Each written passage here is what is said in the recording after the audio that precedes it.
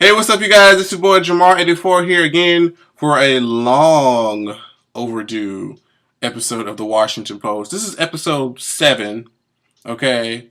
And I hadn't done a Washington Post episode in like a month. Why y'all let me slip like that? Why y'all let me be slipping like that? But just as FYI, I may sound like I have like a bit of a lisp today, or right now anyway, because I'm trying these new Crest adhesive white strips, to help brighten your teeth and make them all nice and sparkly. So I'm trying those. I've been on it for like this is the third day I'm trying it. And so far, it's pretty good. I can tell like a little bit of a difference. So I'm excited to see what the results will be like few days, as a continuous use. So I figured my subscribers won't care if I have like a little bit of a lisp during my video. They'll love me. We family though, right? Right? I thought so. See, we here. We got that love. So the first topic of discussion is some of these I may be late on, I'm sure, because everybody else has already blogged about it, but I ain't got to say my 2 cents, so fuck that. I'm going to still say what the fuck I got to say. And the first topic we're going to talk about is Miss Beyonce's hair, okay? So, as you guys, I'm sure everybody's known, because it's been filtered and reposted to Instagram over and over and over again, is that Beyonce initially cut her hair into like a little short pixie cut, right? Bitch, well, first of all, I'll say this. She still looks good. That didn't stop that. She still definitely looks good. But for me, my first thought when I saw the shit was, okay, she doesn't have her hair anymore. How is she going to perform? That was my initial thought. Like, Beyonce doesn't have her flowing curly weave anymore. How is she going to perform? Like, I know her hair doesn't stop her from performing, but if you just imagine going through an entire Beyonce show without it, I'm just like, it would just seem off. At least initially. Everybody would eventually get used to it if that's really what she was going to do. But can you just imagine, choreography like Run the World? Hell, the little beginning, that shit, yeah, that wouldn't even feel the same without, the hair whipping and, even End of Time and Crazy in Love, like all of that would just not be the same. At least not to me anyway. I don't know. This is how you guys feel. But she cut her hair. But then when she did this little V festival in the past couple of days or a couple of nights, she extended it. It wasn't like a little short cut anymore. She extended it to like a little bob thing. If y'all remember the music video from Me, Myself, and I, which is pretty much what the look was. She just had like a little bit longer and like cutting like a bob. Because I was like, oh, okay. And then she performed with that. Because I was like, there is no way I can imagine Beyonce performing with no type of flippy, some kind of something blowing in the goddamn wind. She was like, okay, I'm not going to give out my full weave. I'm not going to give out, what I used to do. I'm going to give you like a little short little bob, so at least I have something to whip back and forth, okay? So I was like, okay, well, I'm secretly disappointed. I was really looking forward to see her put on a show without the hair. I wanted to see how it was going to be. And some people were like, she may not be as confident to do that just yet. And like, some people said as soon as she did it, she looked at herself like, what the fuck was I thinking? And other people was like, she's trying to make a statement. I don't know. But all I know is that she put the hair back on right before her show. So I'm like, maybe she's not ready to do it without her hair no more. Because I know she's done it for so long, to like do it without it may feel like, what the fuck do I do? But I say try it, Beyonce. Give it a try. Because I want to see what it's going to be like. I'm just curious. But regardless, the little bob, it really looks cute on her. But people are trying to say she got it from Perez Hilton. Granted, when I think of Perez Hilton, I think of that style. But that's because how she was introduced to us. But honestly, I'm getting bored with the whole who copied what from who. People, like, we do it all the time. Well, I mean, as far as like styles, especially for hair, like we see all the time. Don't y'all hood rat hoes be going to the goddamn nail salon with pictures of bitches off the magazine and be like, I want my hair to look like this. Okay, but don't nobody say nothing about you. But yet when a celebrity does it, oh, such and such is copying out such and such. People just want their hair. People see hair designed a certain way and they want to try to portray it and see how it looks on them. We do it all the time. That's why I don't know why it's always a big deal when a celebrity does it, as far as like clothes and hair and stuff. That's what it's for, is to be worn, but I digress. The next topic of discussion is this whole controversy on this Kendrick Lamar verse on this song Control by Big Sean.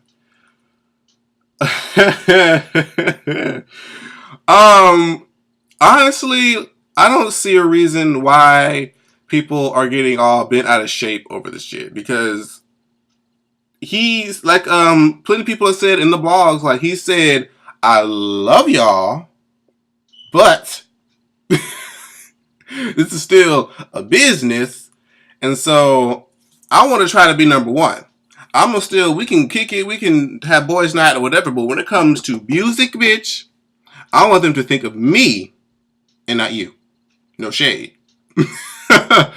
But he mentioned people like J. Cole, Pusha T, Drake, ASAP Rocky.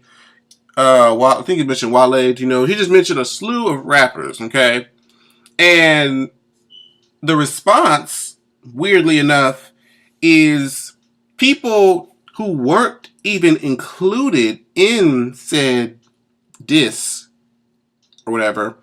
They're the ones coming out with these diss records, and I'm like, why are you mad? You weren't even addressed in the diss. I would imagine the people who were addressed were the ones to live out or put out these diss records, but it is what it is. Who put out a diss record? Cassidy. When was the last time y'all heard something from goddamn Cassidy? Like, girl, bye. Like, you just trying to hop on the bandwagon and trying to feel some sort of way because you weren't mentioned in the goddamn verse. Who cares? But honestly, I feel like this should be a wake-up call for those of you who were named to start upping your damn shit. Because I feel like a lot of us are getting used to like a certain quality, especially when it comes to rap. Now, I love Nicki Minaj, but Nicki Minaj's appeal mostly is like she's entertaining and she's visual and she keeps you interested. Like the depth of her lyric is childish. Considered childish. As much as I love her, if I had to break it down, it's considered to be childish. And I think Kendrick Lamar is trying to use this verse as a movement to be like, hey y'all, we need to get our shit together, because I'm going to start bringing my own shit, I'm going to do what I'm supposed to do. I'm going to need y'all. I got love for y'all. I'm going to need y'all to get what y'all going to get what y'all going to give. Otherwise, I'm just going to surpass you niggas and be on the top of my goddamn self. That's what I pretty much got from, Kendrick Lamar. So I don't necessarily see it as a diss. I see it as a motherfucking wake-up call. In the latter half, we're going to talk about this, the diss part. Those little beefs that have happened recently in the news. The first one, I'm going to get this one out the way because this really seemed petty and stupid, kind of. And it's the one between supposedly K. Michelle and Tamar Braxton. Now, for those of you that remember, they had an initial beef like back in when K. Michelle had put out that Memphis and was whooping her ass. I think Tamar at that time had said something along the lines of basically being on Memphis' side, saying that K. Michelle is probably crazy. He didn't do that. She was on that side. So that, of course, caused friction, just like it caused friction between K. Michelle and Rashida on the Love and Hip Hop Atlanta show. And this go round, apparently, Tamar was saying something about, saying something shady like, oh my God, I lost my wig or something like that. And I was wondering, like, what the fuck is she talking about? And what she was referring to was K. Michelle, I think, had recently taken a picture with, like, the... because y'all know K. Michelle is blonde now, believe it or not. She had, like, the brown roots and then, like, the long blonde hair, which is, usually how Tamar, sports a lot of her wigs. And so I guess she was trying to say, like, she stole her style or she stole her wig or whatever. It is what it is. But y'all know K. Michelle ain't gonna let that shit go down. K. Michelle said all types of shit backlash talking about I forgot what the fuck did K. Michelle say. Let me look this up right quick. So K. Michelle responded, "You didn't lose your wig. Kermit snatched it. Real talk." And then she kept going and was like, "Rebel against Muppets Gone Wild, no shade. Rebel against lip syncing and buying your own singles, no shade."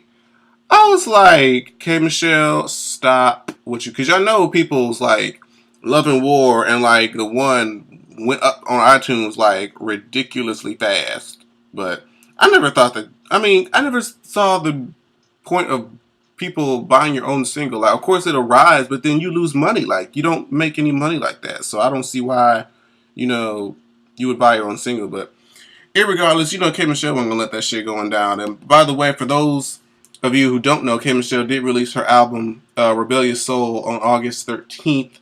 I actually bought it, you know, and I don't know if I'm gonna do like a full review on this on the tracks, but all in all, like I love the song. Like you could tell that most of the songs, or most if not all the songs, are sung from like a real place. Like K Michelle knew what the fuck she was talking about. It's from experience, bitch. And if I had to give my favorites, I would say definitely the VSOP lead single. I love that song. Damn. What the hell? Oh.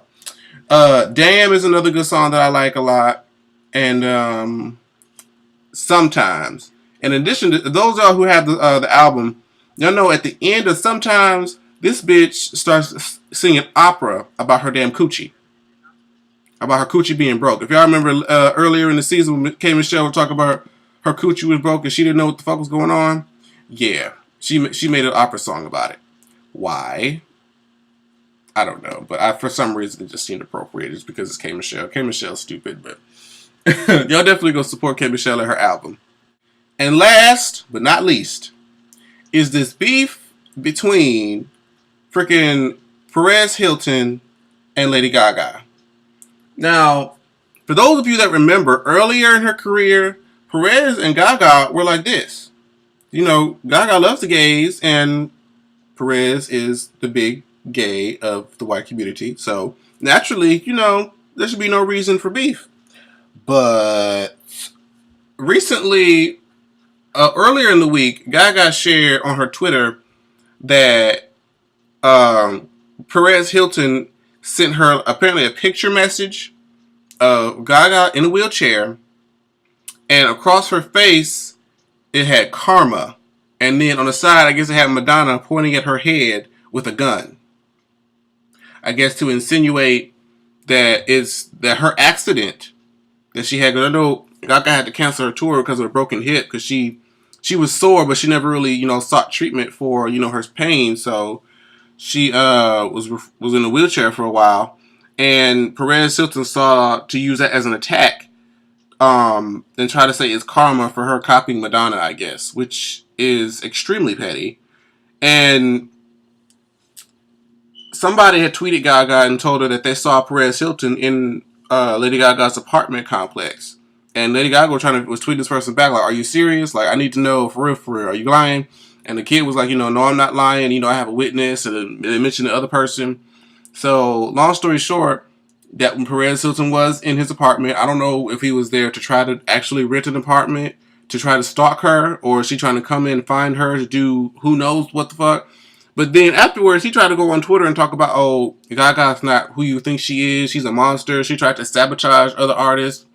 I'm like, Perez, your whole being, website, brand, everything about you is tearing down other artists.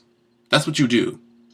So for you to try to be all butthurt and angry about Gaga did something that only you seem to know or agree with, because nobody else has any proof of this but you. So for you to try to go out and say, oh, she's such a bad person and she's this, she's that, and she tries to, you know, do all these evil things, I'm like, Perez, coming from you, that's laughable, because bitch, you try to make a fool of everybody. Even sometimes you make a fool of yourself in the process, but still, you try to embarrass every motherfucking body and tear everybody down. So do you expect us to really try to feel sorry for you? You came up in her shit, trying to stalk her, and you sent her this evil. This woman pushed herself to an accident where she had to cancel her tour, and you gonna say it's karma because she's trying to copy Madonna? How petty? How fucking petty is that? For real. So you want to feel sorry for you, girl? Bye. Anybody got time for you and your shenanigans? And Lady Gaga sent a response. I don't know if it was through her Tumblr or whatever. She had like a little blog post where she was like, you know, I'm not here. Like, you know, granted, me and Perez may have had this spat, but I'm not here for, you know, my little monsters to send out to send out death threats and threatening him and his family and all. She's like, I ain't about that. Anything that's happening is not, okay with me. I'm not behind it. And she just want everybody to kind of, leave him alone. Don't just ignore him and, move on and just dance. So this is why I always, respected Gaga. I always felt like Gaga was one of the most passionate artists in today's industry of pop stars. So I'll definitely be supporting her throughout this era. Make sure you guys go out and purchase her new single, Applause, and pre-order her album Art Pop. And check her out for she's going to actually, as I was leaving out of work today, I saw that she's going to be opening the VMAs. She's going to be the first performance, so we're going to kick this shit off right. And her video for Applause just came out yesterday, or was it today? No, it was this morning. Her video for Applause just came out this morning, so make sure you guys go check that out. But I pretty much let this video go on long enough. I don't want this to be too long. But thanks so much for watching, you guys. If you enjoyed what you watched and you've never seen me before, make sure you like the video. Like it. I think it's right there. Like that shit. Subscribe is somewhere at the bottom there. Ooh, excuse me. Subscribe is somewhere at the bottom. So if you like what you see and you want to keep up with me and my videos, make sure you subscribe. And if you are subscribed, tell other people to subscribe. Don't keep me to yourself. Share me. I'm here for everybody. I'm here for everybody. But anyways, you guys, I'll see you guys in the next video. My next video, I'll try to get you tomorrow. It's gonna be Bad Girls Club, and I'm thinking also. I think after I do Bad Girls Club, since this week is starting, there's a lot of semesters. People are starting new semesters this week. I wanted to do like a college guide, like a little do's and don'ts for freshmen in college, because y'all know I just graduated this past May, so I feel like, giving my wisdom, because some of y'all gonna do some trifling shit, regardless of what people say, but at least I want y'all to be informed, so you can't claim ignorance. But anyways, this video's gone on long enough, and I will see you guys tomorrow for Bad Girls Club. Bye-bye.